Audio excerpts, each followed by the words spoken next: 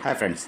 आज हम लोग देखेंगे एक ऐसे पैन स्टॉक के बारे में जो कि जिसका नाम है एजोनी बायोटेक्स। एक 2010 की कंपनी कारपोरेट ही थी और ये काम कर रही है वेज, प्योर वेज के तौर पे, एनिमल हेल्थ केयर के तौर पे सॉल्यूशन प्रोवाइड कर रही है। एज ए प्योर वेज इनका ब्रांड हो गया और एनिमल हेल्थ केयर में सर्विस प्रोवाइड कर रही है। सिग्निफिकेंटली प्लेयर है एनिमल फीड्स के लिए एंड एक्यूलेटर सेक्टर के लिए।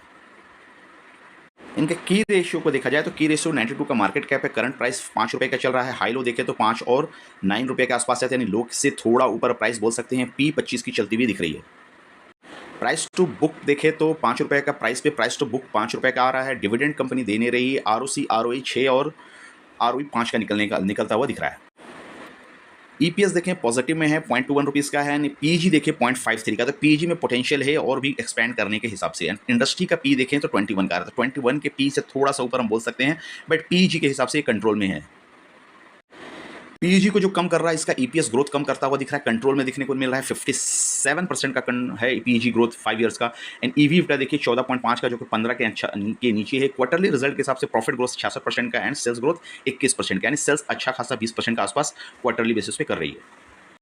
एंड इंट्रिंसिक वैल्यूएशन देखिए ₹6 का निकल के आ रहा है। ग्राहम नंबर ₹5 के आसपास बोल रहा है, तो ₹5 के आसपास स्टॉक ट्रेड कर रहा है, तो यानी वैल्यूएशन पे है। पूरे वैल्यूएशन अभी तक इंट्रिंसिक वैल्यू के हिसाब से खाएंगे। टारगेट आप देख सकते हैं यहाँ पे ₹6.5 का, ₹6.64 इस स्टॉक से आप लगा सकते हैं। And current and quick balance sheet का हाल 12 और 7 का आ रहा है, तो जो कि करंट क्विक अच्छा है, कोई प्रॉब्लम इसमें नहीं दिख रही है। इंटरेस्ट कवरेज रेशियो 18 का आ रहा है, तो जो कि एक अच्छी चीज़ है। लेकिन cash flow from operation negative में है। 17.7 का थोड़े कंसेंट है। प्रॉफिट आपका 3 करोड़ की ला रही है, तो ये बोल सकते हैं क्वालिटी ऑफ अर्निंग थोड़ा सा डाइल्यूशन है इसमें। डेट टू इक्विटी की बात कर रहे हैं तो 0.02 का डेट है, ऑलमोस्ट डेट फ्री है। एंड प्राइस टू बुक देखिए 1 के आसपास चले, तो प्राइस टू बुक से थोड़ा ऊपर है, तो यानी valuation wise and fundamental wise ये कंपनी ठीक ठाक दिख रही है।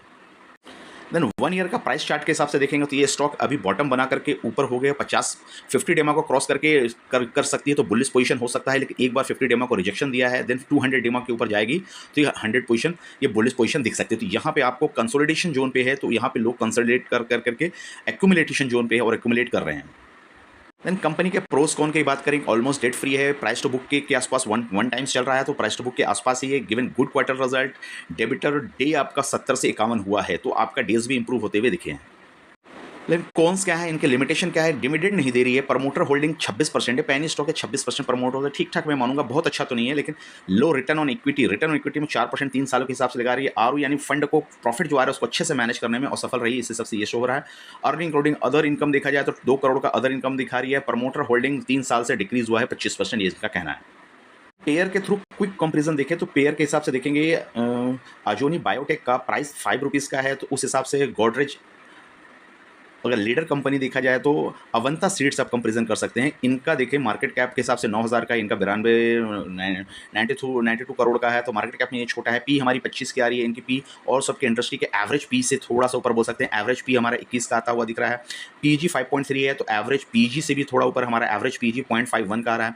आरओई देखेंगे तो 5 का निकल के आ रहा है हमारा अजंता बायोटेक का, तो आपका 5 का निकल के आ रहा है, और एवरेज आरओई आपका 17 का आ रहा है। आरओई में ये भी बीट कर रही है। डेट टू इक्विटी देखें तो हमारा 0.02 आ रहा है। एवरेज डेट टू इक्विटी 0.49 आ रहा है, तो डेट लो में और ज़्यादा है, हमारे में डेट कम है।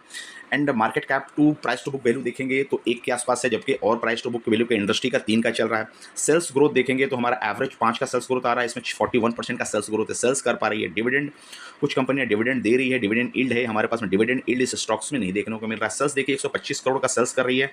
मार्केट कैप के हिसाब से सेल्स अच्छा ईयरली निकाल रही है, 120 करोड़ के आसपास सेल्स कर रही है ये कंपनी। तो उस हिसाब से आरओसी देखते 1 साल का रिटर्न 42% का नेगेटिव है। ईवी देखिए 14 का आ रहा है। कैश फ्लो 17 करोड़ का नेगेटिव है। प्रॉफिट 3 करोड़ का आ रहा है। तो ओवरऑल बोल सकते हैं कि भैया मार्केट के हिसाब से आप में स्ट्रगल पॉइंट क्या है? स्ट्रगलिंग पॉइंट एक हाई पी बोल सकते हैं। दूसरा पॉइंट को अगर एनालाइज करें, आप पीजी में भी थोड़े हाई जा रहे हैं।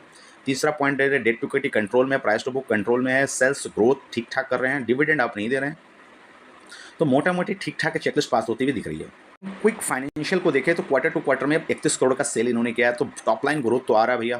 तो 10 करोड़ से 12 करोड़, 14 करोड़, 41 करोड़, 20 करोड़, 19 करोड़, 25 करोड़, तो सेल्स आपको दिख रहा है।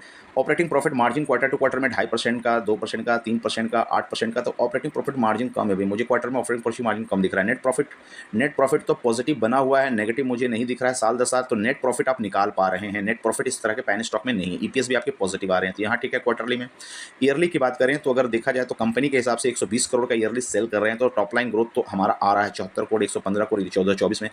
23-24-25 का डेटा देखेंगे तो 74-80-18 और अभी टीटीएम 120 सेल्स आ रहे हैं। ऑपरेटिंग प्रॉफिट मार्जिन देखिए 4%, 3%, 3%, मार्जिन कम है बिजनेस में थोड़ा सा, ये बोल सकते हैं। नेट प्रॉफिट आपको देखिए पॉजिटिव आ रही है ईयरली बेसिस पे।